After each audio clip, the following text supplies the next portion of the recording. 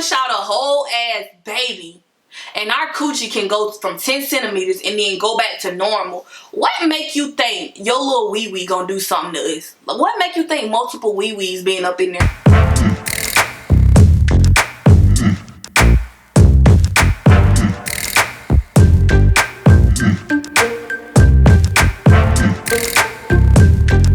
Today's video, I'm gonna be doing a story time. Like, y'all love my story times and I got plenty of stories to tell. Anyways, this video is going to be kind of like a part 2 in cooperation with my 15 and pregnant. I hid my pregnancy for 8 months story time. So it's going to be the labor and delivery and kind of like everything that happened after that whole story time, like when I told you about like how my mom found out about it. So if you haven't seen that video, go ahead and click off this one and go check out that video first for you to understand this video. And then of course, if you're not subscribed to my channel, go ahead and subscribe. Thank you guys so much for 1,700 subscribers. I really appreciate it, and I really appreciate the love that I am getting on that story time and all of the positive comments. I just want to do a little disclaimer.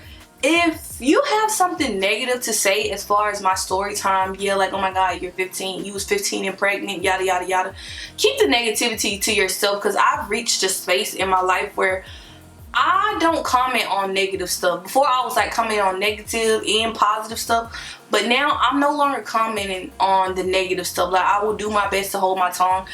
So right now, in the space that I'm in right now of positivity in my life, I'm just gonna do my best to delete your comment and block you, most likely. So if you have something negative to say, you could just keep it to yourself.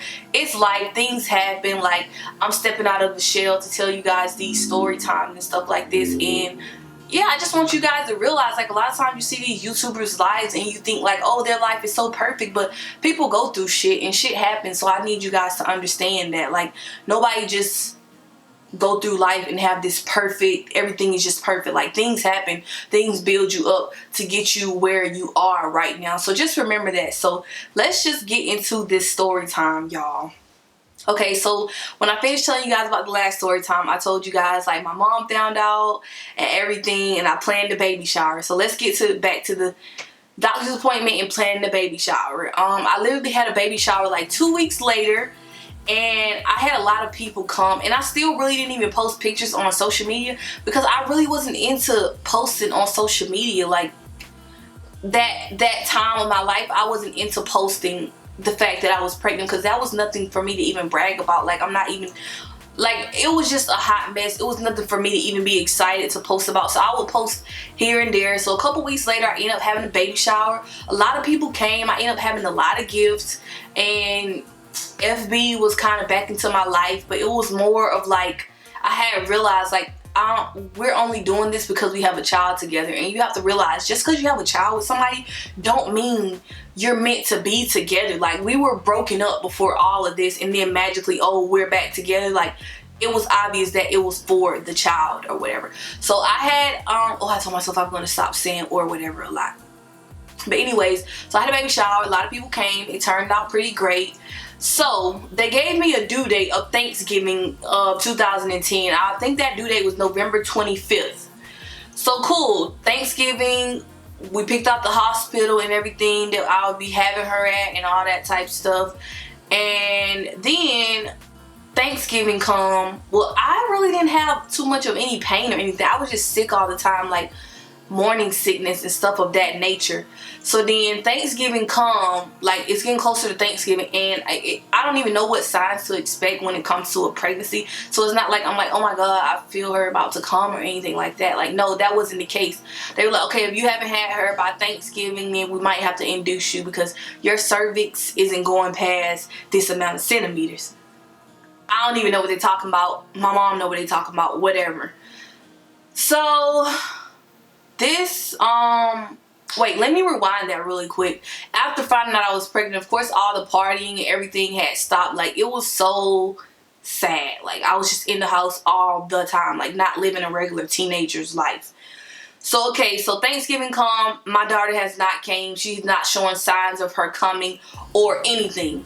So I think I ended up having a doctor's appointment like 3 days after that or so, maybe. Yeah, 3 days or so after that. Maybe even less than that. or before that. I'm not sure, but then the doctor was like, okay, we're gonna check you again. It was a week that went by, a whole week went by, and she still hadn't came. And so the doctor was like, if she don't come out by January, no, not January. Let me check something really quick. I'm so all over the place because these stories literally be like from the top of my head. Like, okay, yeah, so they were like, if she don't come by November 30th, by a week, we're going to induce you. So that means my actual due date ended up being like November 23rd, I think. I don't know, whatever Thanksgiving was in 2010, that's when I was supposed to be due. So she still didn't come, so that's when they made me an appointment to go to the hospital, which was so weird to like schedule an appointment to go have a baby. Like normally it's like people water break and that's the case, but that wasn't the case for me. Like she was not trying to come out of me. So then we go to the store, prepare, whatever. It was my mom, his mom, and then him, of course. So then we go to the store, get me a little pajama set, get me some little stuff for the hospital to prepare to go be induced. Induced mean basically they put you into labor. So I go to the hospital, check in, fill out all this paperwork, you know, that crazy part, the hard part or whatever. And he was there the whole time. His mom was there, my mom was there. Cool, yada yada. So then after you fill out all of the paperwork, they start, of course you get your IV, what they use to put the medicine in. If you're a person who chooses to get any type of meds, then that's what you would be using. So then they put the IV in, and then like an hour or two later, they put this string, like I forgot what it's called, but it's a string that I don't know if it has medicine or what on it, but they put it inside of a woman's. I don't know if they still do that now, but they put it inside of a woman. They put it inside of me, and they said in a couple of hours you'll start feeling like contractions in like the process or whatever. So I'm like, okay, cool. So they put it inside of me, and then y'all, oh my god, like, do not, like, this stuff is no joke. Having kids is no joke. And I'm not even a person who's like easily pain. Like, it's not easy for me to be in pain. Like, I don't show my emotions when I'm in pain. So like, I'm talking, we giggling, goo with the family and stuff, my family there, everybody family there and stuff like that. So then comes later in the night, of course, it gets later. So I think his mom ended up leaving. Yeah, his mom left because she's not into seeing babies being born and stuff like that. So he stayed there and my mom stayed there. Or did he? I don't remember actually. I don't remember if he was there. I think it was just my mom. Yeah, I think my mom was only there for the process of that medicine, because I think it was only one person. I don't know what happened. I think it was only one person allowed in the room for that process. So in the middle of the night, I'm asleep, and I just feel this pain. Like, it hurt so bad. It hurt exactly like how you would think it would hurt, like something trying to come out of your body. So I felt it, and I woke up and I was like, at first it was just like, and I'm like breathing in, breathing out. And I'll go back to sleep for a little bit, a couple minutes, like some minutes, like 30 minutes. Wake up like, whoo, whoo, whoo. And then it got worse and worse and worse. Like, I would go to sleep and then it would be like lay down and close my eyes for 2 minutes. No, lay down and close my eyes for 10 minutes. Lay down and close my eyes for 5 minutes. Lay down and close my eyes for 3 minutes. So the quicker the contractions came, the more I would get out. But I wasn't even loud, like screaming or anything like that. I literally was like, oh, oh, oh, oh. And then I go back to sleep, and my mom would jump up every time. And then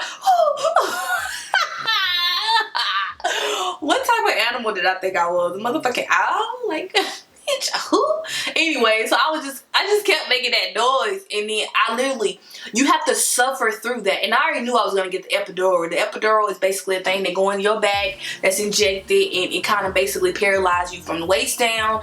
I already knew I was gonna get that. Like, I'm 15 years old. Like, who finna push a baby out though? Like, girl, what was you thinking? What was you thinking? So then you have to make it all the way to 8 or 7 centimeters before you can get the epidural. Meaning you have to go through that pain for a long time. The last number is 10 centimeters. So I have to wait all the way till I get 7 centimeters. And then when it's time to get the epidural, you have to be still when they stick that needle in you, or you can end up paralyzed for life. While you're having contractions, you're getting a huge needle stuck in you. And yeah, it was just crazy. But you know what? The epidural didn't hurt. The only part that hurt, they stick you with some numbing medicine to numb the area so you won't feel them putting this little thin little tube in your back so they can inject the epidural medicine in you. So I'm like bent over to like tell you to bend over like a cradle, and then it's a doctor that's kind of like holding me down to make sure like they like, sweetie, do not move, like you cannot move at all. Meanwhile, I'm having like full contractions, like this baby trying to come out of me, like full contractions, and you telling me that I can't move? Like, what the fuck? And I'm just like, in my head, I'm just like, Diamond, you don't want to be paralyzed, be still. You don't want to be paralyzed, be still. So you know what? I was still. I stayed still. So they gave me the epidural, and then I laid back down, and that's when I was able to relax and go to sleep. I don't know what else they gave me, but I was knocked out, dead to the world, sleep, like gone. I hear people in the room and noises coming in and out. I hear it, but it wasn't really registering to me. Everything was a blur. Like I was knocked out for hours, long hours after that, because I think I had got the epidural like at 6 or 7 in the morning or something like that. So I was knocked out for like 5 hours or so, with doctors coming in and out, giving me medicine, doing this, doing that, coming to check me. But I was still kind of asleep when they was coming to check me and stuff. So I'm sleeping, right? This is the part that got crazy. I'm asleep, right? Because at this point I'm so numb and like high, I don't even know that I'm pregnant anymore. Like, I don't even know that I gotta push a baby out anymore at this point. Like, what? It ain't nothing inside of me at this point of how drugged I was. So I'm asleep, and then I hear a doctor like, hey, we're gonna check you really quick. Check me. She left out for a couple minutes, like a little bit while, and then she come back. No, she didn't. It wasn't even a little bit while. It was a long while. Because then she came back. She was like, "Hey, we gotta check you again, sweetie. We're gonna check you again, sweetie, because it has been a while since we last checked you, y'all." And of course, you have the little thing, the little cover thing, the little thing covering up your little kitty cat, because you're gonna be butt naked, of course. Like all your area about to be exposed. So if you in a room where you ain't comfortable around somebody, you might want to let them get out because everything is showing. So the lady lift up the little cover and look down, and I hear it in my sleep. And then the nurse was like, oh my God, her head is out there. Like, her head is already out. But I was so numb, I did not feel nothing come out of me. Like, my daughter, if she would have never came in that room to check me any sooner, she would have been basically on the floor. Like, her head was already out, like, done for. So I feel the lady rush up to me. She was like, sweetie, Diamond, like, Diamond, you have to wake up, sweetie. You have to wake up. You have to wake up and push this baby out. And I'm just like, huh? Like, you have to wake up and push this baby out. Like, her head is coming out. Like, you need to push, like, right now. Like, they were going crazy. They were shook, and they was like yelling, like, call the doctor, yada, yada, yada. Like, they was doing so much, and I was so confused because I was fucked up. I was fucked up. Y'all, I was fucked up. So then the doctor come in there. I think it was a man. It was a man. And let me tell y'all, I cannot feel from the waist below. So I can't even feel myself pushing. The thing about it was, you know how you see on TV where this person hold one leg, this person hold the other leg, and it's all cutie. They didn't do that. They made me hold both of my own legs. Like, what? And then FB was just standing right there just looking, but he didn't look no type of way like, oh, I'm about to pass out anything. So I'm just pushing, and they was like, oh, you're doing so good, you're doing so good. Take a breath and breathe, and then push, and then, oh, you're doing so good. Go take a couple breaths, push, and then take a couple breaths, and then I pushed one last time, and she was out. Like, it was super quick. I feel like it was quick now because compared to my sister when she had my niece, my sister it took them a whole hour before they got my niece up out of there. When my daughter, my sister was pushing for like a whole hour, but that's her story to tell, whatever. So yeah, and then she was out, and then I didn't hear no crying or nothing, and then they kind of laid the baby on me, but it wasn't like a, oh my God, like, it wasn't a beautiful moment for me because it's just like, I ain't even got no business having no baby, and I'm not even interested in having no kid right now. Like, it wasn't like, oh my god, it was just like, get this baby off of me. Like, what the hell? Like, why did you even put her on me? I just did all this work to push, and then you want to put a baby on me? Like, that was so selfish of me, like, now that I think about it. But come on now, I wasn't even mature. Like, I was fucking 15 years old. So then they took her over, and she came out to be healthy. She came out to be 6 pounds, 13 ounces. She was born at about 12:30 the next day. And I had went into the hospital at like 6 o'clock the day before. And yeah, so basically, I guess you can consider that all my labor time. But it was super quick once I had got that epidural. The epidural sped everything up. So then the doctor, of course, they take all the rest of the stuff from inside of you once you have a baby or whatever, and they take out the placenta. And then he was still down there though, and I'm like looking, and I see him like got the little, you know, the little stitch stuff. So he was stitching me up, and then he was like, yeah, you ripped because you were pushing. So like, I was pushing so fast, and I was pushing so hard that I couldn't tell that I was pushing, that it like ripped me. Like, it ripped me down there. So you have to get stitches if you rip, like that area right up under your vagina hole, which your vagina hole is gonna be this big. If you can't take listening to this, then don't listen if you ain't mature enough. But yeah, it's a hole, right? It's like an area between your booty hole and your vagina hole. That area right there ripped, and they put disposable stitches in. I was like, ew, what the fuck? Like, what do you mean it ripped? Like, that's scary. Like, huh? Like, so my coochie gonna be like this forever? But no, it's like disposable stitches. Like, it goes back to normal. That's why I get so annoyed when people be like, you know, when guys call females hoes and say, oh, your vagina, like, so many, you don't sleep with so many guys, your vagina is loose. If we can push out a whole ass baby and our coochie can go from 10 centimeters and then go back to normal, what make you think your little wee-wee gonna do something to us? What make you think multiple wee-wees being up in there is gonna do something? Please explain that. Please shut up. Please shut up. So yeah, like, it went back to normal after a while. I stayed in the hospital for the normal amount of days. I think it was like 2 or 3 days, and he was there. Everything was cool, like whatever. Like I said, the relationship, it wasn't even a relationship. It was a relationship. It was a hot mess. Like, it wasn't even something that was official, again, 100%. But yeah, it was just super forced or whatever. So then I went home, and so I'm gonna go ahead and go a little bit into the actual parenting part, because a lot of people want to know that part. Like, what was it like? Well, my mom and my family was super supportive, and my mom had already had 8 kids at the time. Now my mom have 9, so she can like freaking take care of a child with her eyes closed at this point. So she, like, in her head, she like, you're young, like, the baby is not about to sleep with you. So my daughter, she wasn't even my daughter at that point. And honestly, as bad as it sounds, it didn't really bother me as much, because I was just like, I didn't even want no kid in the first place. Like, I don't know. It was weird at first. At first, it was weird. So then my daughter, she would be with me during the day, but I would go to school also. So at nighttime, my mom wasn't comfortable with her sleeping in my room, because she don't know, like, I'm not used to sharing a bed with anybody or anything like that. So she let my daughter sleep in my mom's room every night, and my mom did everything. My mom did everything, like, as far as at nighttime, which is, I mean, I'm thankful for her for that. But Lord Jesus, I got it coming for me when I have another child, because I don't even know what to do. Like, I don't even know what to do. And I'm glad my mom wasn't that parent to be like, oh, you're going to learn your lesson. Like, you're going to learn, like, not to go out and, like, my mom was not like that. After a while, my mom loved kids. So that was the case. So after she turned a couple months, then that's when she started sleeping with me. But, like, I would go to school in the morning. When I'm going to school, FB's mom would watch her while I went to school. And then when I got from school, she would drop her off back at my house or whatever.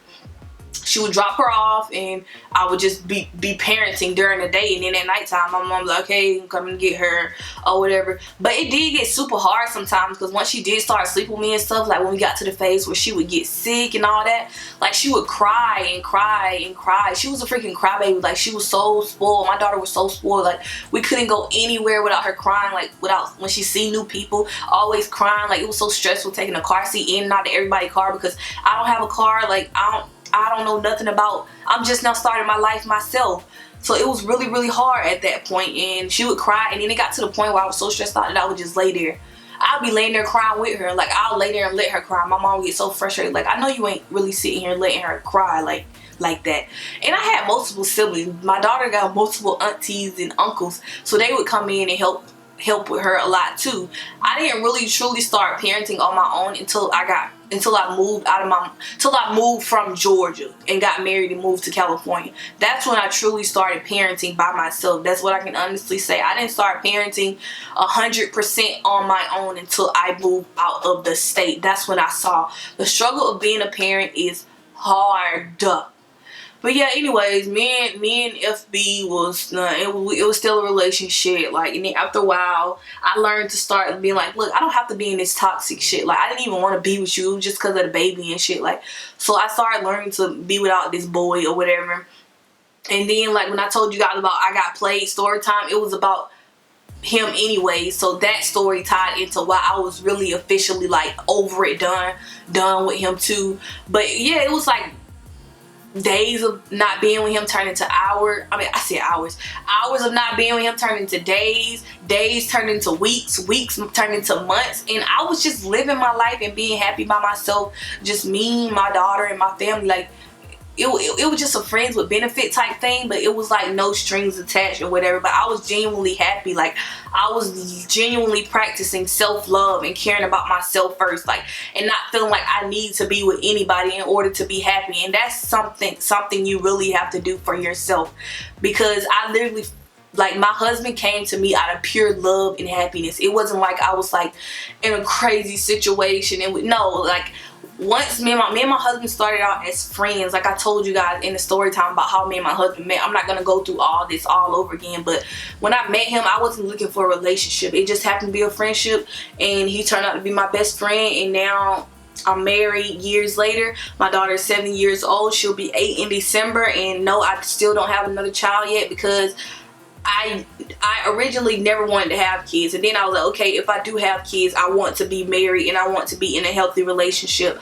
And now I am married and I am in a healthy relationship, but we're still not in a rush. Like, when the time comes, when we're ready and we achieve what we need to achieve, then I will have a kid, because I never wanted to have a child out of wedlock. But just know, like, this next child with me and my husband, it's gonna be out of pure love and happiness, and that moment is gonna be a moment to cherish. Like, of course I love my daughter to death, but it's gonna be a totally different situation for my next child. I do not want to bring another child into the world, into the situation that my daughter was brought into. She is healthy, she is well taken care of. I did a damn good job for me to had a child at that young. I graduated high school, went and did more schooling. Like, I did really good for myself, and I didn't just hop into a marriage either. I dated my husband for over 4 years before I got married to him. So it was genuine happiness, and I'm proud of myself for where I'm at now, and I don't regret nothing that I went through. Everything I went through prepared me for the life that I have right now. I don't feel like I would have the life that I have now, or have learned the lessons or learned my worth that I know for myself, if it wasn't for everything that I went through. So I just want you guys to understand, like, a lot of people always want to say, like, oh, you're so lucky, when they see pictures of my husband. Like, you're so lucky, you guys are so cute, you guys are goals. I just need people to understand, relationships don't just happen overnight. Of course, all relationships still going to have things going on, but you can tell the difference between a relationship that's worth holding on to and a relationship that's just way too toxic and you just need to get out of. But like I said, like, thank you guys for telling me, oh, you're lucky, like, you guys are a beautiful couple. But don't ever consider us goals, because this took a long time to build, and you don't know what goes on with, like, these people that you consider goals on social media and all that stuff. We built this shit. Like, it wasn't no overnight process. We built this to get to where we want to be, to get to where we are now, and we're building even more.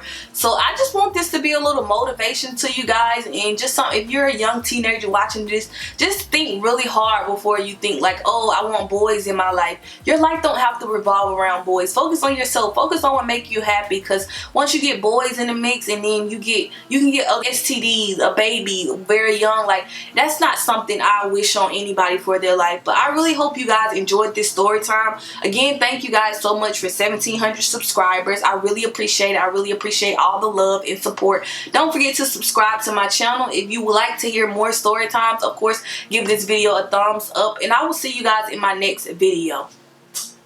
I hope I told as much as I could think about at that moment. But it will be more and more parts if you guys would like to hear anything else as far as being a teen mom. All I can tell you that it's hard, it's tough. But let me go, guys.